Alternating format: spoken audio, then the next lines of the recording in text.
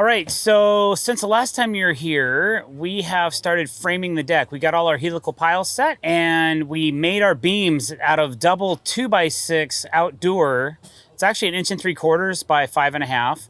And we bolted those together and we created beams, and then from there we ran joists about every 15 inches on center, and we got our layout over the beams and on the ledger board, which we mounted to the house, and we have completely framed the main section of the deck, which you can see behind me. All the blocking and support that we need for our alternate surface borders are all in, and it's just a nice look when you run a surface border around the deck. So we're doing that on this job. All the fasteners are in for this upper deck. It's pretty much complete except for the ends. So we don't know where the decking is going to finish. So we're going to lay the deck up to a certain point, and then we're going to finish the outsides of the deck. That's why there's no outside rim joists on the deck right now. Also, the old deck from the house, it was at a severe angle, about 3.5 inches out of level, so that they could reach the yard from one step up. They just wanted one step up, I guess, into the yard, and it was sitting on some old railroad ties, which aren't level or plumb or anything. So when we shot the laser and we framed this deck, we realized that the deck was 3.5 inches out of level, and we didn't want to have the deck so out of level. So I brought the client out and we agreed to put a step over on the end where it enters into the yard. So now the deck's higher on the far end towards the grass, but we're gonna cut away and put in a step area. And again, we don't know where the decking is going to end and where the step's going to start until we lay the deck boards out to a certain point. So we're going to wait to cut those joists back to create that step area until we have a closer indication of where we need to be to finish off the deck. So now that that's done, we're working on the other sections of the deck. There's a step down and then a lower deck section that wraps around the house, and that's what we're working on right now. So we're putting in some pre-manufactured, precast footing blocks. They're not your standard 12-inch by 12-inch that you can find at a home center. These are actually an 18-inch round made by a company called Basalite that are available only in my local area. I've done a search for them across the country, and they're not really available except for a couple local locations here in the Puget Sound region. So we're lucky. Our frost depth isn't very deep, so we can use something like this where we need a larger footprint for load capacity, but we don't need something super deep in the ground because we only have a 12-inch frost depth, okay? The main section of the deck, we used helicals on, and all these side sections and smaller sections of the deck, we're gonna use the 18-inch round footings, which I'll show you those right now. All right, so here you see one of these precast footing blocks. They're a lot larger than your standard footing block. They're round instead of square, so it gives you a really good pressure point when you install these. We dig them into the ground a little bit too. We usually just don't set them right on the ground. We dig them in.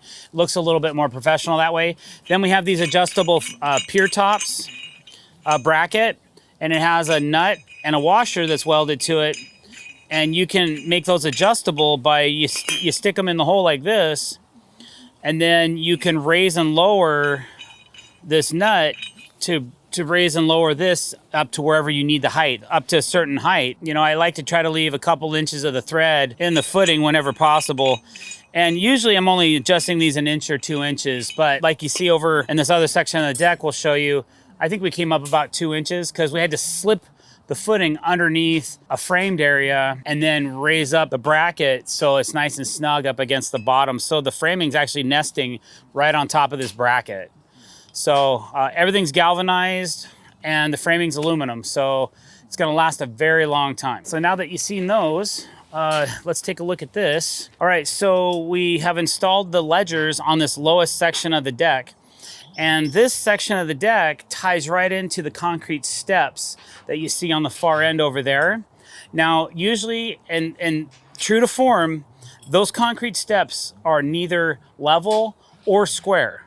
So we're just dealing with that. They put all kinds of drainage on concrete, obviously so, because you don't want water running back into the house. But it sure messes up our action when we have to build such things out of level. Most people won't notice it, but it's something I've gotten used to dealing with over the years. That has about a 1/2 inch, 3/4 of an inch of drainage. Actually, it's 1.25 inches, I think, in 4 feet. So we have built the deck out of level down there, and then we've kind of brought it back into plumb on this end here. It's a 14-foot run, so I don't think anybody's going to notice that 1.25 inch drop. But right here, we came in and we put it nice and level because we're coming around, and then there's going to be this lower deck, and then there's a step up in between these two levels. And it's a nice 4 foot by 6 foot landing more than a step. So it goes lower deck, step, main deck, and so on and so forth. So that's kind of where we're at. You know, it takes a minute to get the elevations figured out. Plus, we're so shallow on what we're building right now. We're right in the dirt. We're basically building in the dirt. So I'm trying to use this aluminum framing a certain way because we have an advantage. It's so strong that we can basically run footings near our outside rim joists or on a joist that will carry support or a load, and we can actually maybe skip a couple of the beams that we would have normally needed if we're building a wooden deck. So over here on this side of the house, there's an access panel that goes underneath the house, and we have to make a trap door in the deck. So what we're gonna do to start, we're just gonna frame this out like it was a standard deck, and then we're gonna cut away this section. So this is actually gonna get cut away. This joist that's running through here will stay permanent. And then there's a joist right here. It's a border joist. So it's actually a surface border and a joist. And it's going to get cut back. But we're not gonna cut any of these back until we know, again, where the decking ends.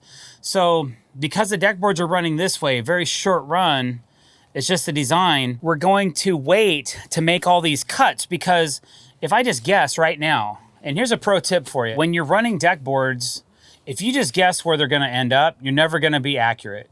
And if you don't mind having multiple cuts and lines in a deck, that's fine. But as a professional, my goal is always to start on a full piece board, finish on a full piece board whenever possible, and anytime I have an access panel or something like that, to make those panels all with full boards as well. It just looks cleaner. It's a nicer look so that there's just one clean seam right here where this is obviously a panel and it needs to come out of the deck, right? But I don't have, let's just say the boards are running this way, and then I don't have a half piece that's ripped here and then another half piece that's ripped here. That can kind of be dangerous because what if you have only a 1/2 inch? Or a 3/4 inch. For one, it doesn't look good, and you could have adjusted that out if you just would have waited. You got to be patient sometimes.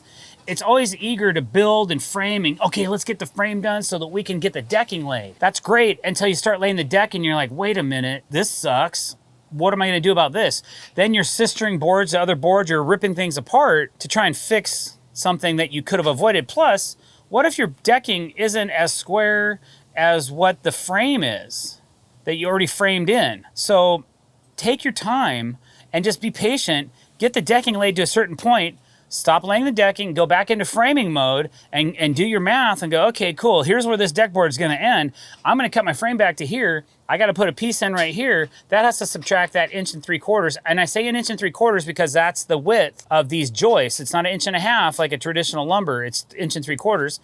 And then I calculate, I might even give it an extra 1/8 of an inch for play, so that when I put that panel in there, it fits really good and I'm not rubbing framing against framing because it's too tight. So just a couple ideas for you. If you need to create an access panel in a deck, sometimes it's better to wait.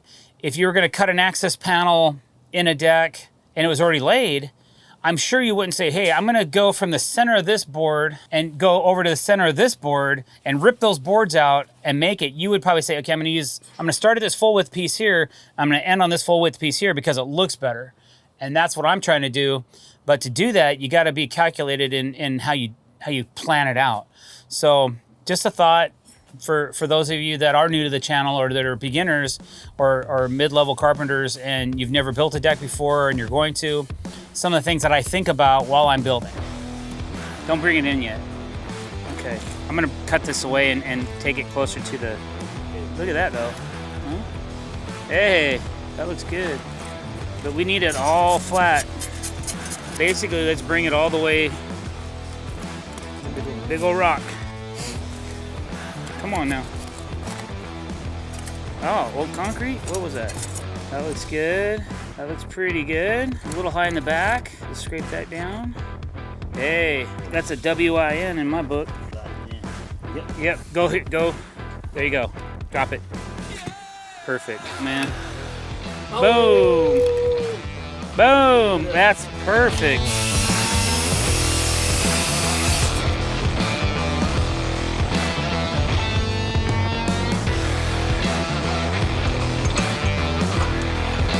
Go grab a clamp.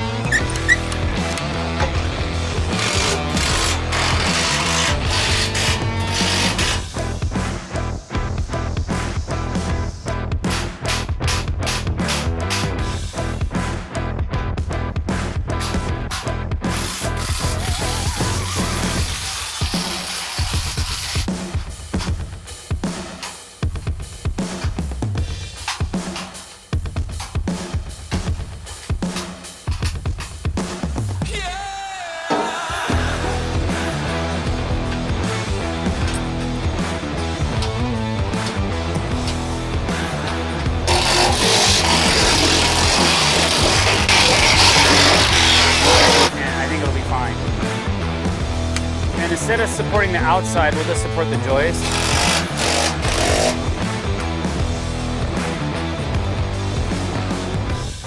Hold it there for a sec.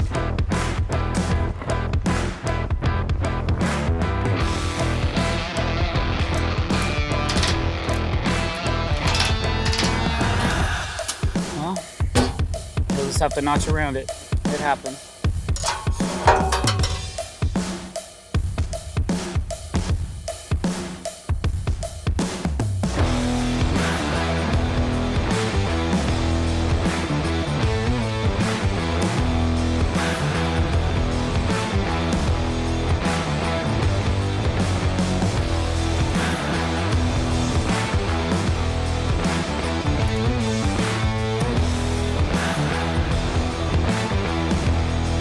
This 45 is cutting in on my action a little bit. I gotta yank all the brackets off this side.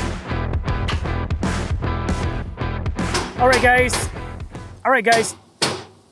thanks for watching. I really appreciate it. If you like what you saw today, don't forget to hit that subscribe button and the bell icon to be notified when we're putting out new content.